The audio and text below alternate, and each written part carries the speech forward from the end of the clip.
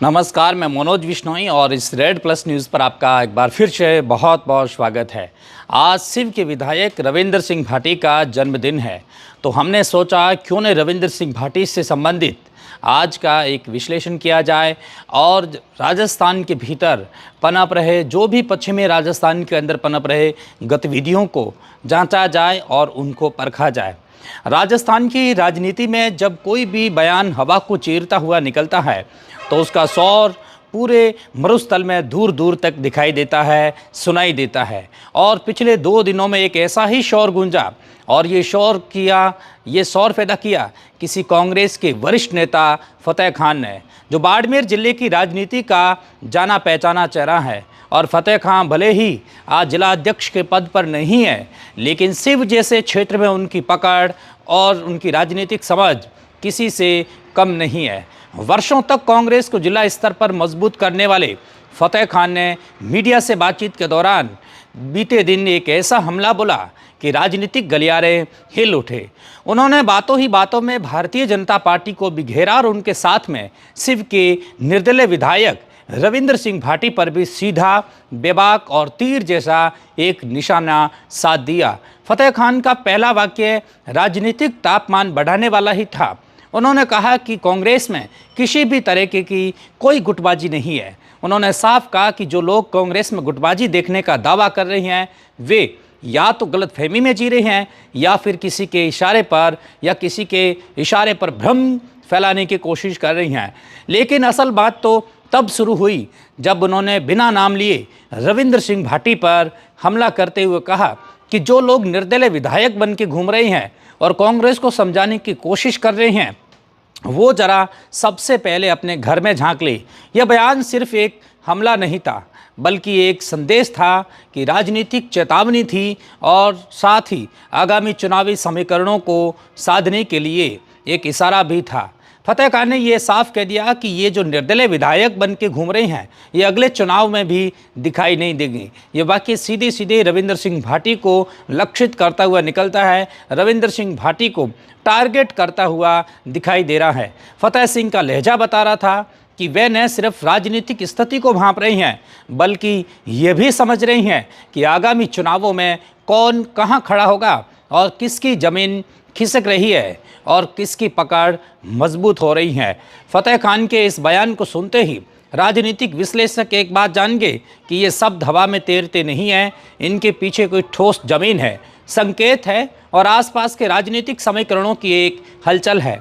क्योंकि पिछले कुछ दिनों से या कुछ समय से एक चर्चा ये चल रही है कि क्या रविंद्र सिंह भाटी अगला चुनाव सिव से लड़ेंगे या वे किसी अन्य क्षेत्र जैसलमेर या सिवाना की ओर रुख कर सकती हैं।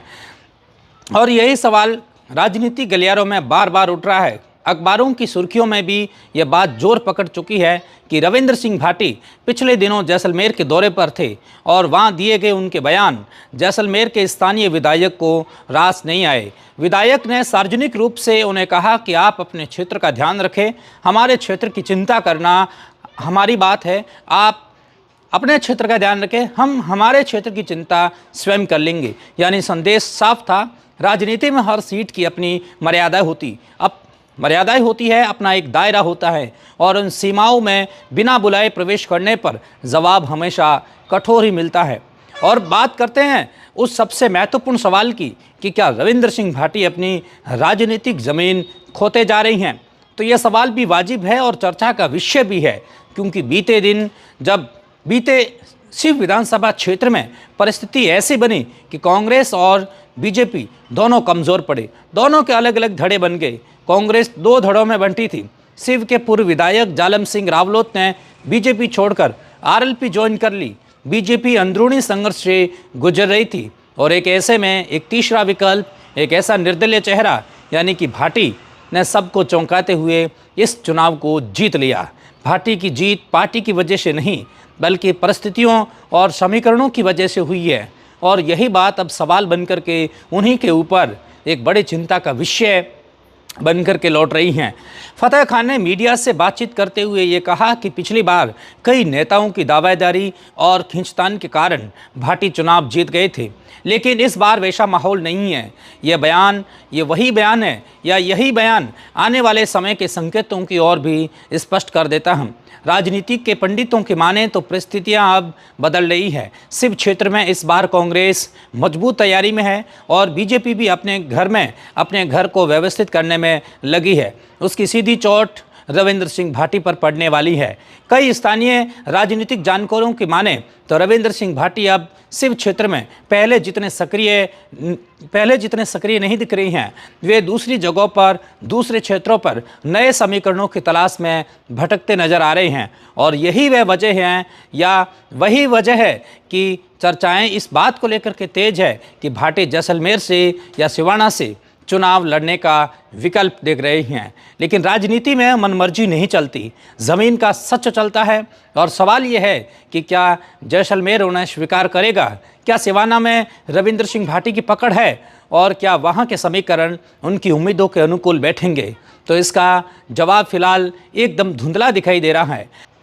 राजनीति में दोस्ती और दुश्मनी दोनों ही अस्थायी होती है। कल जिसका विरोध किया जाए आज वही दोस्त बन सकता है और आज जिसकी तारीफ की जाए कल उसी पर हमला हो सकता है। रविंद्र सिंह भाटी ने भी यही राजनीतिक यात्राएं देखी। शुरुआत में उन्होंने बीजेपी के खिलाफ बयान दिए थे, फिर खबर आई कि वे बीजेपी ज्वाइन कर लेंगे, फिर अचानक परिवर्तन आया और उन्होंने बीजेपी में ताजपोशी मिली। लेकिन ये दोस्ती टिकती नहीं दिखी और एक वक्त के बाद में राजनीति में अगर कोई घमासान देखा जाए तो वही दिखा कि रविंद्र सिंह भाटी ने बीजेपी छोड़ दी। राजनीतिक रिश्ते बदलते गए और फिर बीजेपी से भी रिश्ते बदलते गए। फिर चर्चाएं चली कि भाटी कांग्रेस में शामिल होने वाले हैं, लेकिन फतेह खान के ताज़ा बयान ने इस संभावनाओं पर लगभग ताला लगा दिया है। फतेह खान का कहना था कि कांग्रेस अपने घर में ऐसे किसी भी व्यक्ति को जगह नहीं देगी जो कांग्रेस की आलोचना करे और पार्टी की आंतरिक शक्ति या एकता पर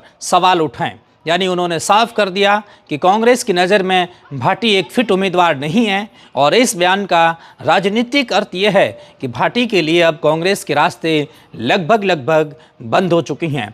तो सवाल यह है कि भाटी का अगला चुनाव कहां से तय होगा और भाटी अपना अगला चुनाव कहां से लड़ेंगे। तो संकेत बताते हैं कि वे अगर नई राजनीतिक जमीन नहीं खोज पाए या नई पार्टी की छतरी नहीं मिली तो उन्हें फिर से शिव विधानसभा क्षेत्र में ही उतरना पड़ेगा और यही वजह है कि उनके राजनीतिक भविष्य पर सवाल उठ रहा है, क्योंकि इस बार मुकाबला आसान नहीं होने वाला। न कांग्रेस कमज़ोर है और न बीजेपी बिखरी हुई है। न कांग्रेस अपनी पुरानी गलती को दोहराएगी और न ही बीजेपी दोहराएगी। शिव क्षेत्र में भाटी का मोहभंग साफ नजर आता है, लेकिन राजनीति मजबूर करती है। राजनीति एक फैसला लेने के लिए मजबूर करती है। फैसला वही लिया जाए जो परिस्थितियों से मेल खा जाए। राजनीति का एक सिद्धांत सभी को पता है और यह भी सच है कि भाटी युवा नेता है, ऊर्जावान है, लेकिन किसी राष्ट्रीय पार्टी का संरक्षण या राष्ट्रीय पार्टी की छतरी या बैनर तले उनके पास में मिल जाता है तो फिर अच्छा होता है, लेकिन वह उनके पास में अभी है नहीं। और राजनीति में स्वतंत्र रहना कभी कभी ताकत भी बनता है तो कभी कभी कई बार भारी कमजोरी भी, और इस बार उनके लिए ये कमजोरी ज़्यादा दिखाई दे रही हैं। और शिव की जनता ने पिछले बार उन्हें मौका तो दिया था, लेकिन इस बार जनता भी बहुत कुछ देख और समझ चुकी हैं। ज़मीन पर काम करने की स्थिति और क्षेत्र की समस्याएं और राजनीतिक उपस्थिति, इन सब पर भी सवाल उठता हुआ दिखाई दे रहा है।